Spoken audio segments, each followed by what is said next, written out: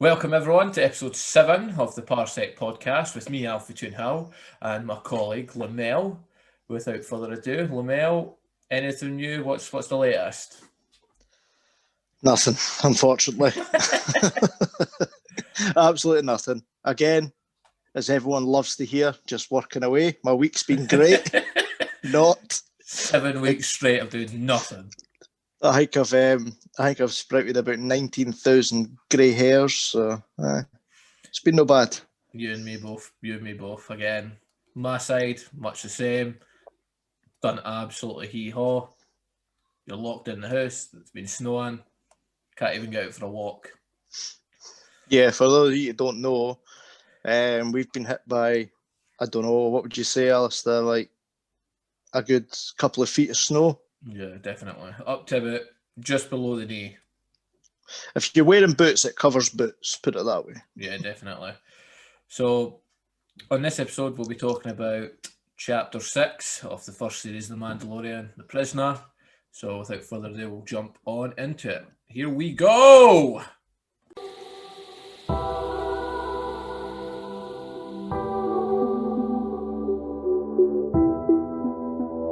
Okay then, Alpha Toonhill. So, we begin the episode with, obviously, like we begin every other episode, Mando and Grogu flying in space. Mm-hmm. You know, Mando's obviously searching for work, that kind of thing. Yeah. They end up going to what looks like a space platform on a hangar in the middle of nowhere, pretty much, and landing the ship. Yeah, like a big space station. Yeah, basically. It looks like a big, basically like a big hangar. So they land the ship, obviously, and they meet up with one of Mando's contacts who he knows, who's played by, I can't remember the guy's name, but he's in Sons of Anarchy, the TV series as well. I think in this, I think I caught it's Fern or Fren, something along those lines. That was his name in this episode. Yeah. He's also in Batman Begins, the first of the trilogy, the Batman trilogy. Is it? Yeah, he plays, I think it's Detective Flass, one of the corrupt cops. He gets thinged up by Batman, but that's Batman. This is Star Wars. Right, no bother. Mr. DC. We'll move on from that. It's clear to see it when Mando and, Fern or Fren, whatever it's called, when they do meet up, it is evident that, they've got a history. They used to do jobs together.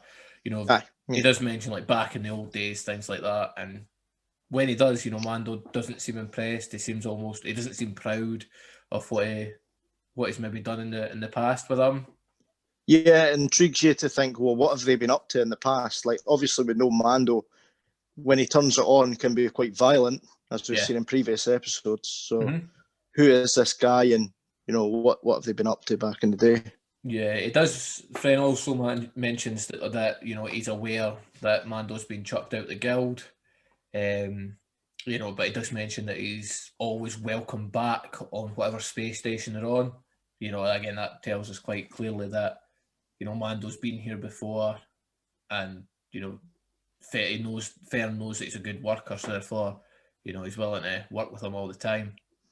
Yeah, it also begs the question is if it is like possibly like another bounty hunters guild type of thing. Yeah, just like a sort of an even more dodgy guild.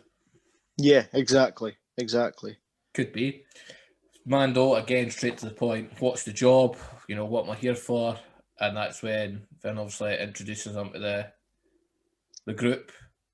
So we've got obviously Bill Burr, who everyone goes on about on social media and everything like that. I actually never heard of him until The Mandalorian came out. Same. And we've got the purple tentacle woman, as I call her. The Twilight. That's the one. Again, she's one of I can't really say the name right, but she was they've got a species that was a Jedi during the prequel trilogy of hers. She gets killed on the the big mushroom planet. Oh, Ayla Sakura. That's the one, Sakura. Yeah, that's so, the one. Yeah, the species is Twi'lek. Yeah. So because they've got the two protruding tails from the head. So obviously the Twi'lek in this episode is called Cheyenne or Xi'an. Bill Burr's character is called Mayfeld. And Mayfeld. The big sort of devil-looking guy, he's called Berg. Berg. And we'll also get introduced to the robot Zero. Yeah, who's obviously played by the British comedian Richard Adoye. Yeah, I think he plays the part to a T. He's brilliant. Yeah, I think he is quite a funny comedian. Like, he's quite good. He's very dry pattern, pure deadpan, very dry. So yeah, basically going back to sort of Xi'an and Mando, you know, it is made evidently clear in the group that there is some form of history, and it's a bit awkward between them. Yeah, yeah. Almost like there could have maybe been a connection there, but it's kind of just playfully hinted at. Yeah, it is. But if there's been a connection, Mando surely removed his helmet at some point.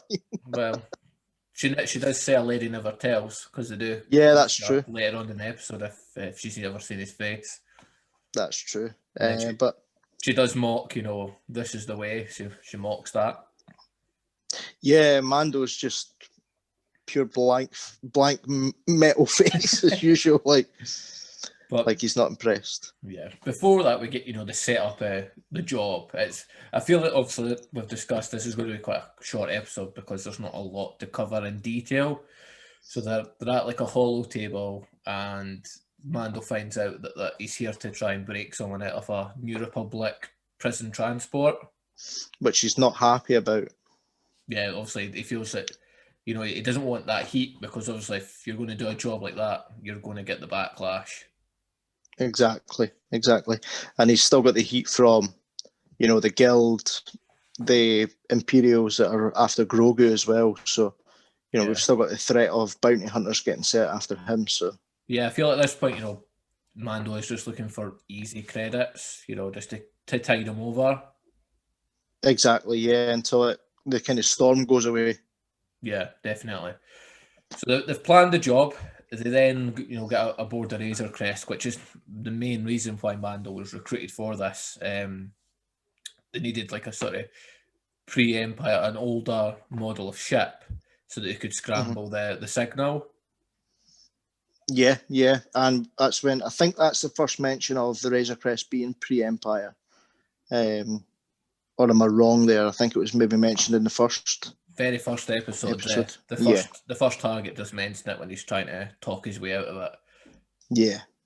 So they're all in the hold. During the setup, you know, they say that the droid is going to be flying the ship. Obviously, Mando, droids, it's not a good combination, and this is his ship, so you can clearly tell that Mando will not be happy with this. Yeah, as you can imagine, he was a bit kind of, no, that droid's not flying my ship. I think we've kind of been building up to this point with the droid. Mando doesn't like droids. We've learnt in every episode pretty much that doesn't like droids at all. So that's right, yeah. So as we said, they're in the hold. You know, they're chatting away whilst they're flying to the New Republic prison transport, and the big red alien guy Berg, he, you know, finds Mando's guns. He manages to open the cabinet, which I will point out, 2 people's now done that, so that's not a very secure weapons cabinet. Yeah, it's not at all. You never see him lock it or anything like that. He just, you know, he controls it from his wrist, though, which tells me that he can control, obviously, that from his wrist, but can he lock that? He should be having that locked if people are in the ship, surely. Yeah, well, you would think so. But, you know, it does come down and shut it, and that obviously causes a bit of tension between Mando and Berg, which, you know, you can tell straight away Berg doesn't like him because he says it's tiny. he says that he thinks that he thought Mandalorians would have been smaller, and that Yeah. if Mandalorians were such great warriors, then why are they all dead? Yeah, exactly. Do we actually know what species Burg is? They say it towards the end, but I didn't quite catch it. Take notes. It's like the word demon, but I didn't quite catch it. That's cool, because I never actually picked up on it, but I was thinking along the lines of Dathomirian, but I'm not too sure. Well, I don't think there is a species Dathomirian. Obviously, it's the Zabraks and the Night Sisters from Dathomir. Mm-hmm. But yeah, so it could be basically it's based around the word demon. So no, we're now up to the point where they're talking about Mando taking off his helmet, and that they're kind of teasing him about it, and then it gets to a sort of confrontational stage where Burg tries to take off Mando's helmet. They get in a bit of a tussle, and they bump into Grogu's bedroom, for a better lack of a term. And then this is where the group find that Mando is, he's got Grogu there, and they compare him to a pet. And again, they go in to pick Grogu up and sort of try and use him to intimidate Mando, just to get in his head a little bit. Definitely, and it's not the first time we've heard, or we've seen Grogu being compared to a pet, or being acted. Don't think acted is the right word. Like spoke to like a pet, or spoke about like a pet. So yeah, he's like they speak about him as if he's not in the room, sort of a thing. Like you would do with a pet. Yeah, the reality is Grogu's probably older than all of them, so it's strange. That's a good point, actually. Just at this point, Zero chimes in and says that's us here. Back to the task at hand. That sort of diffuses the situation. They then jump out of hyperspace and attach onto the prison ship. At this point, it is Mando's job to, he opens a bottom hatch in the cargo hold off the Razor Crest, and we get to a sort of like a seal, and he hacks into the seal so they've got direct access into the ship, into the hulls of the ship.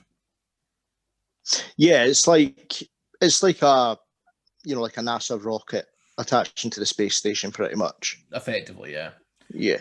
When they jump into the prison ship, where they're sort of, or just before, they jump into the ship. Mayfeld pops his head through the hatch, and he sees sort of like two floating, almost like I would say a cross between a Dalek and a probe droid.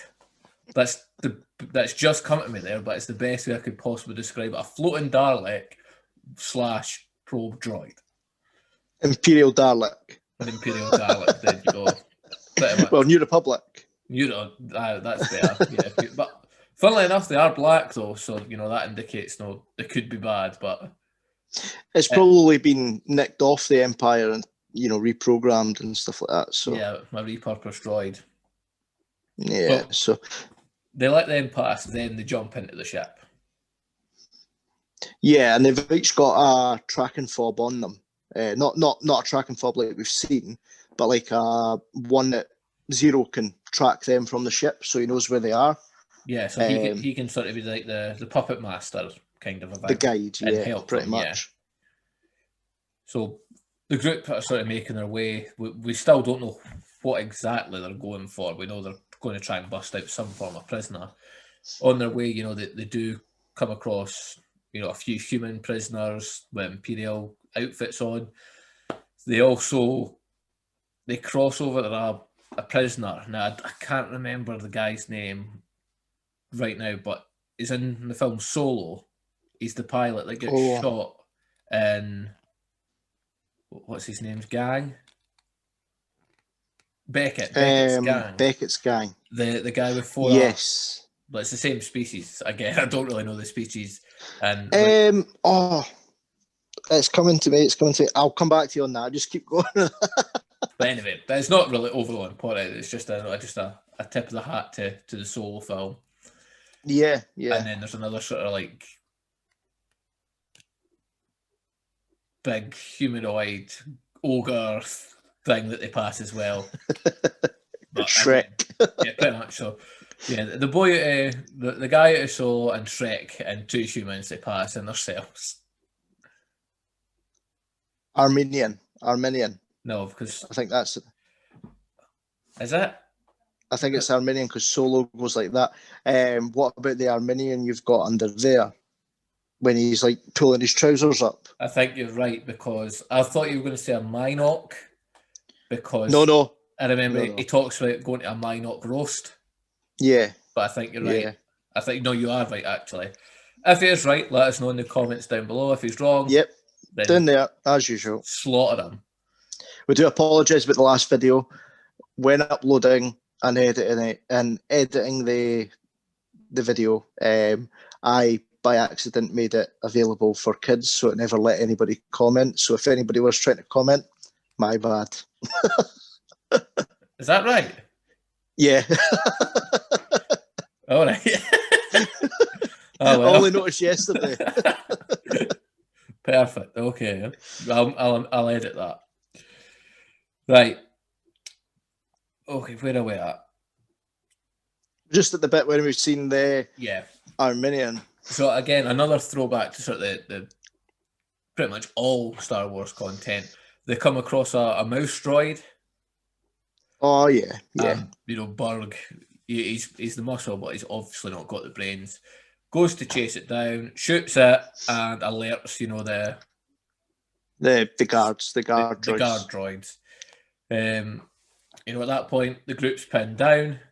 Mayfeld turns to Mando, saying, you know, get us out of this situation. We need help here. And Mando's nowhere to be seen. Mayfeld, he doesn't trust Mando. He's like, I knew this was going to happen. At that point, we find out that Mando's flanked them behind the 4 droids, wipes them all out. Another 2 come to join the battle. Mando makes light work of them. Yeah, he does get, you know, hit a couple of times by the blasts, but we can see how durable the Beskar holds up now. So yeah, definitely. It's at this point we know how strong it is, so it's not like a big he's just been shot, why is he not dead sort of a thing. So do it again. That's for everybody that's watching. That is this shocked face. Not the face that you make when someone says it's £10.50 for 2 pints of beer. It's a completely different face. But yeah, that's after that scrimmage, they find their way to the control room, where obviously prior to this they thought it was just a droid-run ship. Yep. And they come across, you know, a human New Republic officer. So that sort of put the cat amongst the pigeons in terms of their plan. Yep. It did, and there's a tie back to A New Hope, the first scene in A New Hope on the, I can't remember the Alderaan bloody diplomatic mission ship. But there's the guys that are there, they've got their helmets on. Yeah. And this guy has the same helmet on, so we know that they're still going with the same kind of look for uniform. Yeah, definitely. You know, at this point the group surround him, and you know he's got the Republic officer's got a blaster. He's trying to defend himself, but what's really sort of keeping him alive at this point is he's got a tracking fob, a distress fob, if you will. Obviously, there's a big standoff where Mando is trying to get on side of the Republic officer. The others are going to try intimidation. That's just not working. You know, there's all a standoff. Mando's pointing his blaster at Burg and Mayfeld. Mayfeld's pointing at Mando and the New Republic officer. And eventually, it's settled by Xi'an with a throwing knife, and you know, kills the officer. Unfortunately for the group, though, he already pushed, or I don't know if he already pushed it, or he maybe pushed it as he was falling. But the tracking I think it might have been as he's following, because I think it would have shown him pushing it if it was. Yeah. Pushed. I think you're right. Yeah. So That's the distress signal sent, and the Zero says you've got 20 minutes until trouble's here. There's a wee comedic moment in there when Mayfeld's like, was that beeping before? I know. And none of them know, because like none of them really seen it, to be fair. But it's because instantly when they seen the human, you know, their only focus was on him. They're like, well, we were told something else. We were dealt a different hand here. How are we going to overcome that? And they're not working as a team. You know. No, they're not. That's go ahead, sorry. That's been evident since the start of the episode, that they're not a team. They're just 4 people chucked together. So definitely. Well, they find out the cell number. I think it was 221 of the 221. Yep. The prisoner that they're going to find. So you know they're under the cosh now. So they're then going to attempt to find the particular cell. You know, they come across the Dalek like droids. Berg like rugby tackles one of them, or American football tackles one of them if you're in the States. Super Bowl. And then horses, another one blows them both off, takes care of them. So happy days for that. May I just say that horses means throw in Scottish? Yeah, that's right.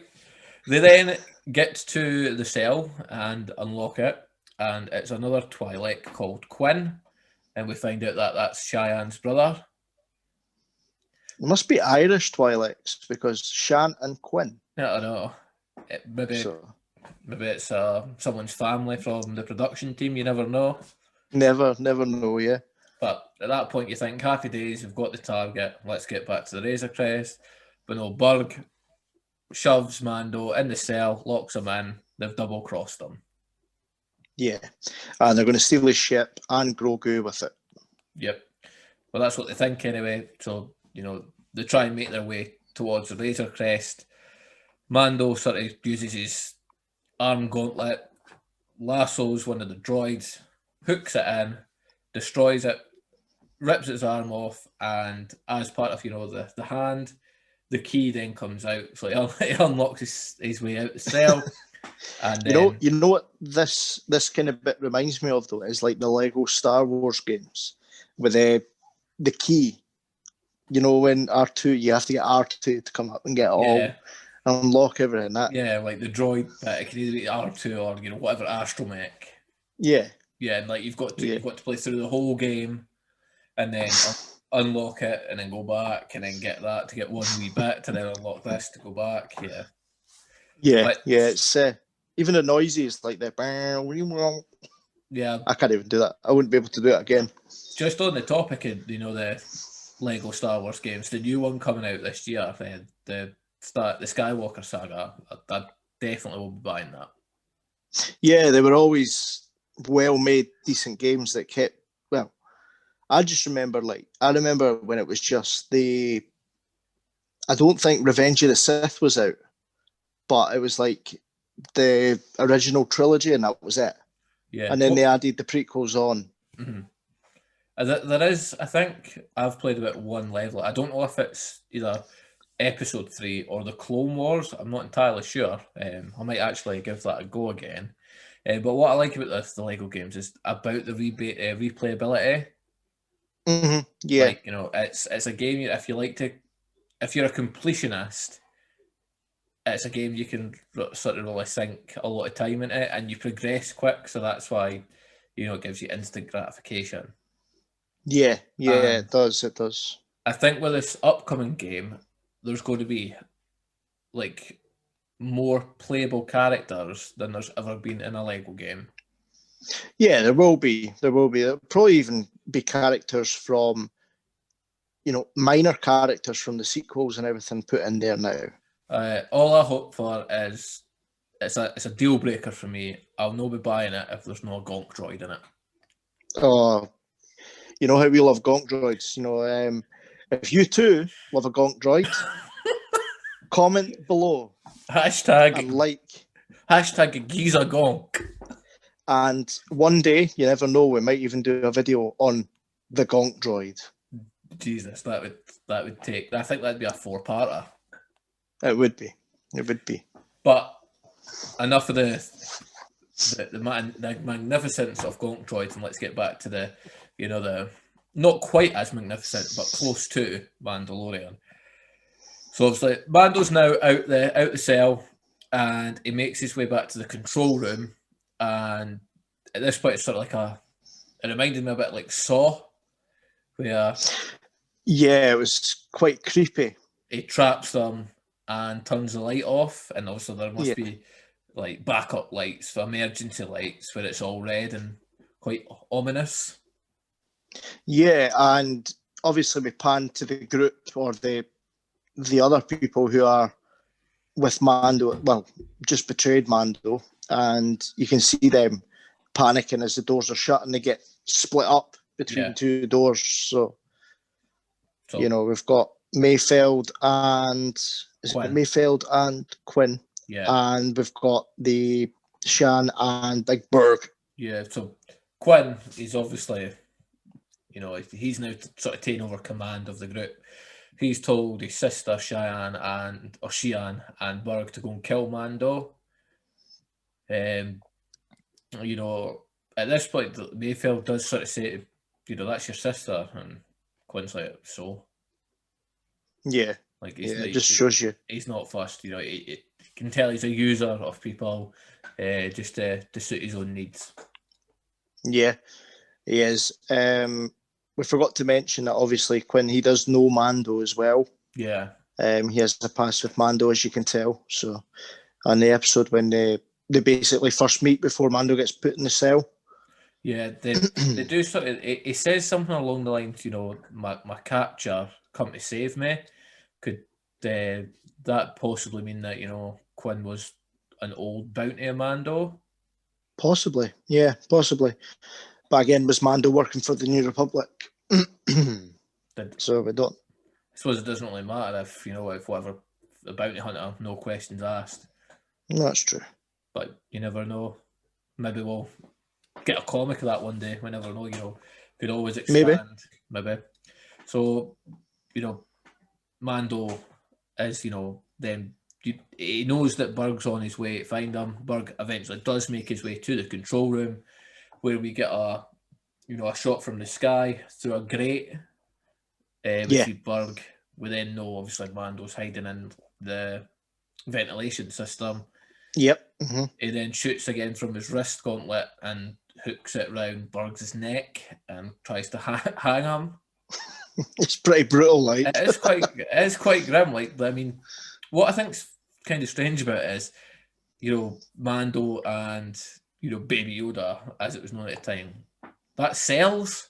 It's quite kid friendly, and then you've got this, throwing knives and hanging people and burning people in the face. It is quite violent. I think it's possibly the most violent we've seen the Star Wars universe, I would say. Maybe a couple of times when we see like Dooku get beheaded by Anakin, but we don't actually see it. Yeah, it's very much, we know it's hinted upon, but we don't see it per se. Like even in the second series, when I think does Mando throw a knife at Zabrak's head? Yeah, like he does. Yeah, it kind of reminds me like back in the day with the WWF. It's like that's got all these obscenities like swearing and women there's a good side. Women with like no clothes on and violence, and then they're saying right, this is for people older than 18, but then they're also selling toys. Yeah, exactly. Obviously, it's got the popularity and they know the dance, but it's like, who are you wanting to watch this year? I think with the first series, the guys that have done the Mandalorian, they're kind of testing the water, see what they can get away with. Yeah. And the reception on it was obviously magnificent. So, but it's fine for me, but I don't know if I'd really want a 5-year-old to be watching it. Whereas, Episode 1, happy for them. All the sequel trilogy, I'd be happy to let them watch that. Yeah, I can see where you're coming from with that, but then you need to realise it. It's not as violent as it could be, but it's more violent in the films. That's right. Aye. So back to the episode in hand. We've got Berg. He's they're now fighting him and Mando as Berg's with the strength of his neck, he's pulled him down through the grate, and Mando can't beat Berg. He's even flamed him in the face. That's not worked. He manages to sort of shoulder roll him through the door. At that point, I think he throws a knife or something at the door, and that comes down and crushes him. Yeah. Berg's obviously that strong that he's lifted it like that, but he's left his head exposed, and Mando, I don't know, does he push a button or does he shoot it? I'm sure he shoots it. And then another door, bang. So it's a brutal moment, but it's quite a comedic moment again. Yeah. Because it's just like... So, obviously at this point, we think he is pan breed, dead. Pan breed means dead to our American viewers. And deed means dead. You can also be garlic breed. So anything that's got breed. But next up, we've got Xi'an. Mando just goes and faces her, and now it's got like a throwing knife match. Yep. Yeah. And it eventually leads to Mando gets a knife up against her throat, and we assume that he's killed her. Yep. So, yeah, that's how we think Xi'an makes her maker. Meets her maker, aye. Pan breed, as you said. So then we cut Mayfeld. He's the next one to get it. I quite like this scene. It's quite... It reminded me sort of eerie. Like a horror film sort of scene. So it was quite eerie. Yeah, he was in a hall with like a damaged flickering light, and we've got a shot. We're straight on with Mayfeld, and all we can see over his shoulder is Mando getting closer and closer and closer between the flashes of light, and then we get a sort of like a roundabout shot where Mayfeld like, oh, I'm in trouble here, and then he goes, no. We kind of assume that Mando's just taking care of him and killed him. And then... Yeah. It's one of those corridors that you're like, see if you're watching the film, you're like, why are you going down there? Yeah, don't go down there. Like, don't go down there. And what we forgot to mention is, whilst this has been happening, Grogu made his way up to the cockpit of the Razor Crest, and, Zero's found the transmission from Grief, obviously talking about Grogu, and he knows that it's something's up, so he then goes to hunt Grogu. Grogu's been hiding from him, and then whilst all this has been going on, so there's one left effectively. So we get to the point where Quinn's just about to, I believe he just reaches the hatch to get on the Razor Crest. I don't know if there's a ladder there or not, but I think it's just like, I don't know if it's a ladder. I actually can't remember. A pull-up bar sort of thing. Possibly, yeah. So anyway, after conversation, but they reached that, obviously. Yeah. So after conversation, Quinn basically says, well, "I'm not going to fight you. You're a bounty hunter. You've come to get a bounty. Here I am." And he basically goes like that and cuff me. I don't care. You're getting out of here as long as you take me to whoever's paying you. It's like, you're a man of honor. Do your job. Yeah, exactly. He doesn't want to be in the. Yeah. So then. Yeah, he doesn't want to be in the New Republic vessel. Yeah, basically, it doesn't. He does not. He's not. Whatever he can get off the ship, he'll take it. Yeah, exactly. But then cut back to the Razor Crest, and Zero has found Grogu. We think that Grogu could be in trouble here. Grogu does start to lift his hand to go to use the Force, and then Mando shoots Zero straight in the back and saves Grogu. What I did notice is Zero's gun or blaster, it's the same model as Boba Fett had. Oh, I never noticed that. If you go back, you'll see that. Yeah. I'll need to watch that back. But also, like when when he's doing that, you're like, oh no, he can't. He can't do this. Like something's going to stop him from doing this. Yeah. It's not really. It didn't really build suspense because you just knew that nothing was going to happen to Grogu. At this point of the story. And when he's got like his hand up and Mando shoots Zero from the back, Grogu actually goes, yeah, you get like he's done it. a wee comedic moment where Grogu's like, well, I don't even know I've done anything there. Yeah.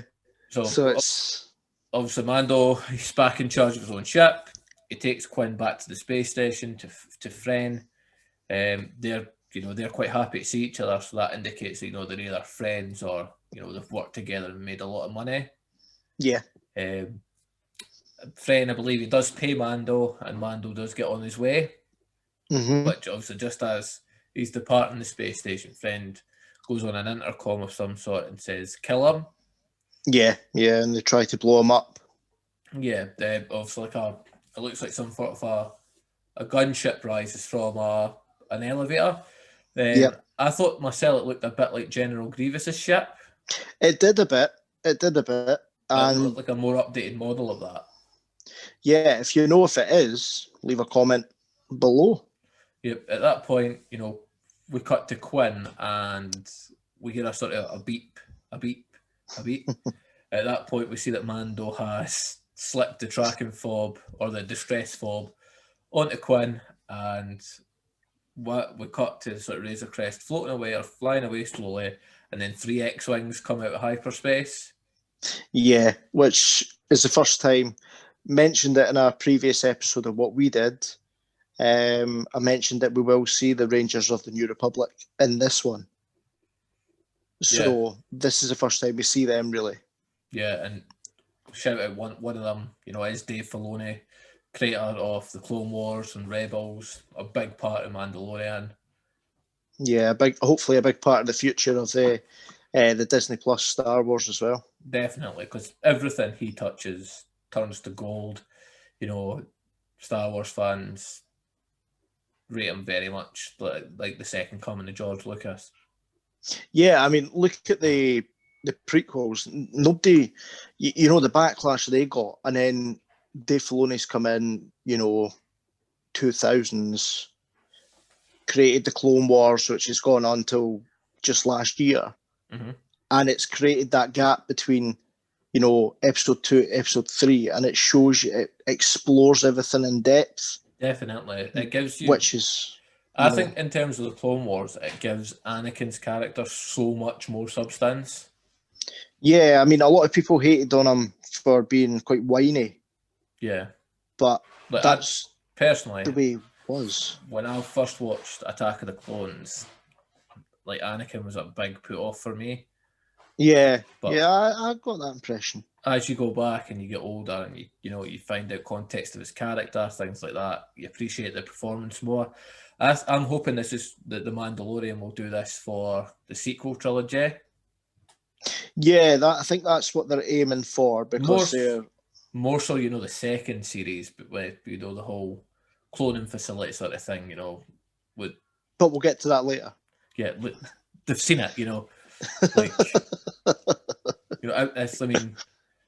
It's been out for It was out last year. It is only February. Massive spoiler alert: Darth Vader's Luke Skywalker's dad. Is he? No. But anyway, back to the task at hand. So we think that Mando's going to get a big gunfight here, but the X-Wings come in. They see the gunship being prepared to launch. They say, "Nah, I don't think so, pal." They destroy they certainly fire rockets into the hangar, and Mando jumps into hyperspace. Off it pops, and it gives the ball off one of the controls to Grogu to play with, and he says something along the lines like, "I told you that was a bad idea," and that indicates that they're becoming pals. They're becoming a wee team. Yeah, he's warming up to Grogu a lot. We've seen that over the 6 episodes, which is quite nice to see. Definitely, and that brings the episode to a close. Again, not a lot to talk about in this episode, but overall, quite an enjoyable episode again. Yeah, I enjoyed it. It's not my favourite episode of the series, but I would give it a solid, possibly 7.5 out of 10. I would say it's definitely one of the more skippable episodes. It's a filler.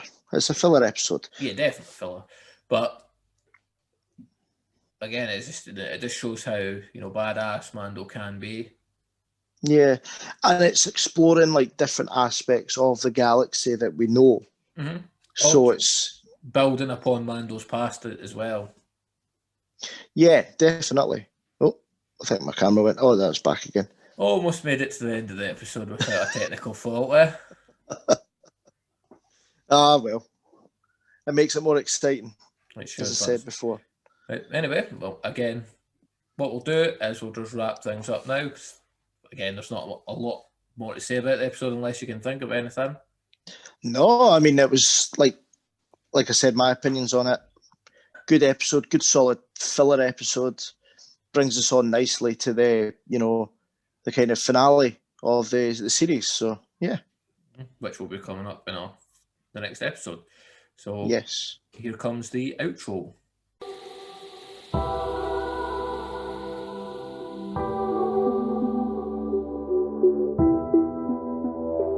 And with that being said, everyone, we'd just like to thank you once again for your continued support.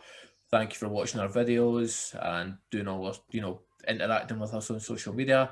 I'll pass you over to Lamel right now so he can run you through the socials where you can get us and interact with us. And we'll, as we said in every episode, let's build a little community. Over to you, Lamel. Thank you very much. So yes, again, we've got social media pages, Instagram, parsec_podcast_66. We have Twitter, which is Parsec Podcast 66 with the @ at the front.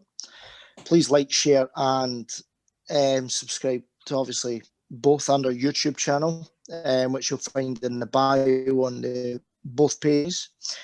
And also we've got a Facebook page, which, you know, we don't really use that much, but it'd be nice to have followers on it. So if you like the content we're putting out there, give us a follow. That's well said. And again, I'd just like to hope everyone is staying safe and we'll get through this. Just got to keep the chins up. So Alpha 2 now, signing out. Yep, and myself, stay safe, and you know, we'll get through it. A smooth ending this week. Boom. Goodbye. See you later.